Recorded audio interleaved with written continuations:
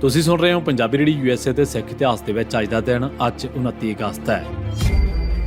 29 ਅਗਸਤ ਸਨ 1700 ਦੇ ਦਿਨ ਅਜਮੇਰ ਚੰਦ ਨੇ ਅਚਾਨਕ ਤਾਰਾਗੜ੍ਹ ਦੇ ਕਿਲੇ ਤੇ ਹਮਲਾ ਕਰ ਦਿੱਤਾ। ਸਾਹਿਬਜ਼ਾਦਾ ਅਜੀਤ ਸਿੰਘ ਨੇ ਇਸ ਹਮਲੇ ਨੂੰ ਪਛਾੜਨ ਵਾਸਤੇ ਕੁਝ ਸਿੰਘ ਅੱਗੇ ਕੀਤੇ। ਇਹਨਾਂ ਨੇ ਬੜੀ ਬਹਾਦਰੀ ਦੇ ਨਾਲ ਦੁਸ਼ਮਣ ਦੀ ਫੌਜ ਦਾ ਟਾਕਰਾ ਕੀਤਾ। ਉਧਰ ਜਦੋਂ ਗੁਰੂ ਸਾਹਿਬ ਨੂੰ ਹਮਲੇ ਦਾ ਪਤਾ ਲੱਗਾ ਤਾਂ ਉਹਨਾਂ ਨੇ ਭਾਈ ਉਦੇ ਸਿੰਘ ਦੀ ਅਗਵਾਈ ਦੇ ਵਿੱਚ 125 ਸਿੰਘਾਂ ਦਾ ਜੱਥਾ ਭੇਜ ਦਿੱਤਾ। ਇਸ ਗਹਿ-ਗੱਚ ਲੜਾਈ ਦੇ ਵਿੱਚ ਬਹੁਤ ਸਾਰੇ ਪਹਾੜੀ ਫੌਜੀ ਮਾਰੇ ਗਏ। ਪਹਾੜੀ ਰਾਜਿਆਂ ਦਾ ਆਗੂ ਘੁਮੰਡ ਚੰਦ ਭਾਈ ਉਦੇ ਸਿੰਘ ਦੇ ਹੱਥੋਂ ਬੁਰੀ ਤਰ੍ਹਾਂ ਜ਼ਖਮੀ ਹੋ ਗਿਆ। ਇੱਕ ਪੈਰ 3 ਘੰਟੇ ਦੀ ਲੜਾਈ ਮਗਰੋਂ ਪਹਾੜੀ ਫੌਜਾਂ ਦੌੜ ਗਈਆਂ। ਇਸ ਲੜਾਈ ਦੇ ਵਿੱਚ ਭਾਈ ਕਲਿਆਣ ਸਿੰਘ ਪੁੱਤਰ ਸ਼ਹੀਦ ਭਾਈ ਦਿਆਲਦਾਸ, ਭਾਈ ਮੰਗਤ ਸਿੰਘ ਭਰਾ ਭਾਈ ਫੇਰੂ ਉਰਫ ਸੱਚੀ ਦਾੜੀ ਅਤੇ ਭਾਈ ਈਸ਼ਰ ਸਿੰਘ ਵੀ ਸ਼ਹੀਦ ਹੋਏ। ਸ਼ਾਮ ਵੇਲੇ ਗੁਰੂ ਸਾਹਿਬ ਨੇ ਬਾਕੀ 4 ਕਿਲਿਆਂ ਦੇ ਜਥੇਦਾਰਾਂ ਨੂੰ ਵੀ ਚੌਕਸ ਕਰ ਦਿੱਤਾ ਸੀ। 29 ਅਗਸਤ 1933 ਪੰਚ ਖਾਲਸਾ ਦੀਵਾਨ ਦੇ ਮੁਖੀ ਆਗੂ ਤੇਜਾ ਸਿੰਘ ਭਸੌੜ 29 ਅਗਸਤ 1933 ਦੇ ਦਿਨ ਚੜ੍ਹਾਈ ਕਰ ਗਏ। ਉਹਨਾਂ ਨੇ ਸਿੰਘ ਸਭਾ ਲਹਿਰ ਦੇ ਦੌਰਾਨ ਸੈਂਕੜੇ ਲੋਕਾਂ ਨੂੰ ਸਿੱਖੀ ਦੇ ਵਿੱਚ ਲਿਆਂਦਾ ਸੀ। ਉਹਨਾਂ ਨੇ ਸਿੱਖ ਬੱਚੀਆਂ ਵਾਸਤੇ ਇੱਕ ਸਕੂਲ ਅਤੇ ਹੋਸਟਲ ਵੀ ਚਲਾਏ ਸਨ।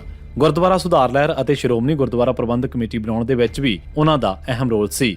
ਸਾਰਾ ਭਾਰਤ ਬੋਲੀਆਂ ਦੇ ਆਧਾਰ ਤੇ ਸੂਬਿਆਂ ਦੇ ਵਿੱਚ ਵੰਡਿਆ ਜਾ ਚੁੱਕਾ ਸੀ। ਹੁਣ ਸਿਰਫ ਬੰਬਈ ਅਤੇ ਪੰਜਾਬ ਹੀ ਰਹਿ ਗਏ ਸਨ ਜਿਨ੍ਹਾਂ ਦੀ ਵੰਡ ਬੋਲੀ ਦੇ ਆਧਾਰ ਤੇ ਨਹੀਂ ਸੀ ਹੋਈ। 29 ਅਗਸਤ 1958 ਨੂੰ ਬਾਬੇ ਬਕਾਲੇ ਦੇ ਵਿੱਚ ਇੱਕ ਬਹੁਤ ਵੱਡੀ ਅਕਾਲੀ ਕਾਨਫਰੰਸ ਹੋਈ ਸੀ ਜਿਸ ਨੇ ਬੋਲੀ ਦੇ ਆਧਾਰ ਤੇ ਪੰਜਾਬੀ ਸੂਬਾ, ਮਹਾਰਾਸ਼ਟਰ ਅਤੇ ਗੁਜਰਾਤ ਸੂਬੇ ਬਣਾਉਣ ਦੀ ਮੰਗ ਕੀਤੀ ਅਤੇ ਇਹ ਮੰਗ ਨਾ ਮੰਨੇ ਜਾਣ ਤੇ ਮੋਰਚਾ ਲਾਉਣ ਦਾ ਐਲਾਨ ਵੀ ਕੀਤਾ ਸੀ। 29 ਅਗਸਤ 1987 ਦੇ ਦਿਨ ਪੰਜਾਬ ਪੁਲਿਸ ਨੇ ਪਰਮਜੀਤ ਸਿੰਘ ਨੂੰ ਨਕਲੀ ਪੁਲਿਸ ਮੁਕਾਬਲੇ ਦੇ ਵਿੱਚ ਸ਼ਹੀਦ ਕੀਤਾ। 29 ਅਗਸਤ 1990 ਦੇ ਦਿਨ ਪੰਜਾਬ ਪੁਲਿਸ ਨੇ ਹਰਦੇਵ ਸਿੰਘ ਫੌਜੀ ਉਰਫ ਹੀਰਾ ਵਾਸੀ ਅੰਮ੍ਰਿਤਸਰ, ਬਲਜੀਤ ਸਿੰਘ ਬਿੱਟੂ ਉਰਫ ਗਰਜਾ ਸਿੰਘ ਵਾਸੀ ਬੇਲਾਪੁਰ ਗੁਰਦਾਸਪੁਰ ਨੂੰ ਨਕਲੀ ਮੁਕਾਬਲਿਆਂ ਦੇ ਵਿੱਚ ਸ਼ਹੀਦ ਕੀਤਾ। 29 ਅਗਸਤ 1991 ਦੇ ਦਿਨ ਪੰਜਾਬ ਪੁਲਿਸ ਨੇ ਮਲਕੀਤ ਸਿੰਘ ਵਾਸੀ ਢਡਿਆਲਾ ਜ਼ਿਲ੍ਹਾ ਗੁਰਦਾਸਪੁਰ ਨੂੰ ਇੱਕ ਨਕਲੀ ਮੁਕਾਬਲੇ ਦੇ ਵਿੱਚ ਸ਼ਹੀਦ ਕੀਤਾ। 29 ਅਗਸਤ 2014 ਜਦੋਂ ਹਰਿਆਣਾ ਸਰਕਾਰ ਨੇ ਸੂਬੇ ਦੇ ਗੁਰਦੁਆਰਿਆਂ ਵਾਸਤੇ ਕਮੇਟੀ ਬਣਾਈ ਸੀ ਤਾਂ ਬਲਜੀਤ ਸਿੰਘ ਦਾਦੂਵਾਲ ਨੂੰ ਅੰਬਾਲੇ ਦਾ ਸਿਰਨਾਮਾ ਦੇ ਕੇ ਇਸ ਦੇ ਵਿੱਚ ਮੈਂਬਰ ਪਾਲਿਆ। ਪ੍ਰਕਾਸ਼ ਸਿੰਘ ਬਾਦਲ ਨੇ ਸੈਂਟਰ ਦੇ ਵਿੱਚ ਭਾਜਪਾ ਦੀ ਸਰਕਾਰ ਦੇ ਰਾਹੀਂ ਬਹੁਤ ਹੱਥ ਪੈਰ ਮਾਰੇ ਪਰ ਪ੍ਰਾਈਮ ਮਿਨਿਸਟਰ ਨਰਿੰਦਰ ਮੋਦੀ ਅਤੇ ਹੋਮ ਮਿਨਿਸਟਰ ਰਾਜਨਾਥ ਸਿੰਘ ਨੇ ਬਾਦਲ ਨੂੰ ਸਪਸ਼ਟ ਕਰ ਦਿੱਤਾ ਕਿ ਉਹ ਕਾਨੂੰਨੀ ਤੌਰ ਤੇ ਕੁਝ ਨਹੀਂ ਕਰ ਸਕਦੇ।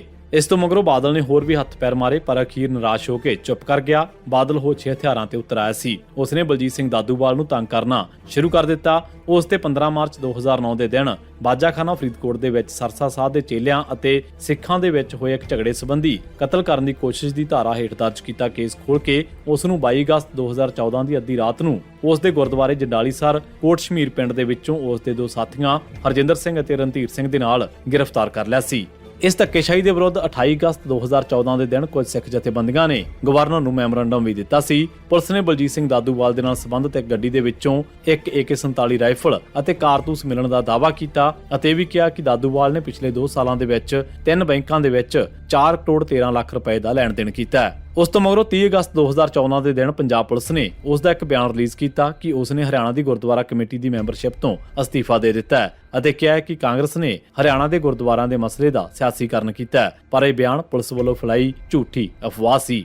29 ਅਗਸਤ 1992 ਦੇ ਦਿਨ ਪੰਜਾਬ ਪੁਲਿਸ ਨੇ ਕਸ਼ਮੀਰ ਸਿੰਘ ਪੁੱਤਰ ਸੁੱਚਾ ਸਿੰਘ ਵਾਸੀ ਸਠਿਆਲਾ ਜ਼ਿਲ੍ਹਾ ਅੰਮ੍ਰਿਤਸਰ, ਭਾਨ ਸਿੰਘ ਪੁੱਤਰ ਗੁਰਦੇਵ ਸਿੰਘ ਵਾਸੀ ਰੰਗੜ ਨੰਗਲ ਜ਼ਿਲ੍ਹਾ ਅੰਮ੍ਰਿਤਸਰ ਅਤੇ ਬਾਪੂ ਬਚਿੱਤਰ ਸਿੰਘ ਨੂੰ ਨਕਲੀ ਪੁਲਿਸ ਮੁਕਾਬਲਿਆਂ ਦੇ ਵਿੱਚ ਸ਼ਹੀਦ ਕੀਤਾ। 29 ਅਗਸਤ 1992 ਦੇ ਦਿਨ ਪੰਜਾਬ ਪੁਲਿਸ ਨੇ ਬੂਟਾ ਸਿੰਘ ਪੁੱਤਰ ਗੁਰਦੀਪ ਸਿੰਘ ਵਾਸੀ ਭੂਰੇ ਕਲਾਂ ਜ਼ਿਲ੍ਹਾ ਅੰਮ੍ਰਿਤਸਰ ਨੂੰ ਨਕਲੀ ਪੁਲਿਸ ਮੁਕਾਬਲਿਆਂ ਦੇ ਵਿੱਚ ਸ਼ਹੀਦ ਕੀਤਾ। 29 ਅਗਸਤ 2014 ਦੇ ਦਿਨ ਬਾਬਾ ਬਕਾਲਾ ਦੇ ਵਿੱਚ ਪੁਲਿਸ ਕੈਡਰ ਨਕਲੀ ਨਿਹੰਗ ਅਜੀਤ ਪੂਲਾ ਜਿਸ ਨੂੰ ਜੇਲ੍ਹ ਦੇ ਵਿੱਚ ਅੱਗ ਲਾ ਕੇ ਸਾੜ ਕੇ ਮਾਰ ਦਿੱਤਾ ਗਿਆ ਸੀ ਉਸ ਦੀ ਦੂਜੀ ਬਰਸੀ ਉਸ ਦੇ ਚੇਲਿਆਂ ਦੇ ਵੱਲੋਂ ਮਨਾਈ ਗਈ। ਇਸ ਮੌਕੇ ਤੇ ਗਿਣਤੀ ਦੇ ਹਾਜ਼ਰ ਲੋਕਾਂ ਦੇ ਵਿੱਚ ਬਲਬੀਰ ਸਿੰਘ ਬਾਠ ਬਾਦਲ ਅਕਾਲੀ ਦਲ ਦਾ MLA, ਸੁਖਪਾਲ ਸਿੰਘ ਖਹਿਰਾ ਕਾਂਗਰਸ ਦਾ ਸਾਬਕਾ MLA, ਕਸ਼ਮੀਰ ਸਿੰਘ ਮੈਨੇਜਰ ਗੁਰਦੁਆਰਾ ਭੈਣੀ ਅਤੇ ਕੁਝ ਸੀਨੀਅਰ ਕਾਂਗਰਸੀ ਵਰਕਰ ਵੀ ਸ਼ਾਮਲ ਸਨ। ਇਸੇ ਸਿੱਖ ਇਤਿਹਾਸ ਦੇ ਵਿੱਚ ਅੱਜ ਦਾ ਦਿਨ। ਤੁਸੀਂ ਸੁਣਦੇ ਰਹੋ ਪੰਜਾਬੀ ਰੇਡੀਓ USA।